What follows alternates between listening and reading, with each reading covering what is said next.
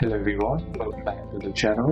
Hope you are doing well and fine, and in today's video I'll be showing you TickPick how to transfer tickets. So without wasting any time, let's just jump right on the video and make sure to watch this video till the end and follow the steps as well. To transfer tickets and TickPick, what you need to do first is head over and open up the TickPick app, and then be sure to be logged into your account as well. So once logged into your account, what you need to do is tap on My Tickets tab on the bottom of your screen. Then once you're inside here, what you need to do is select the event for which you want to transfer the tickets, and find the tickets you want to transfer, and then tap on the option that says transfer or send the wording okay.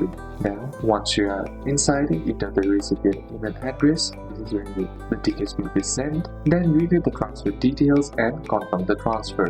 Then the recipient will receive an email with instructions to claim the tickets. So these are a couple of steps that you can apply, and that's it for today's video guys. Hope this video was useful to you. Leave a like if it did, comment down any questions that you have, and see you soon on the next one.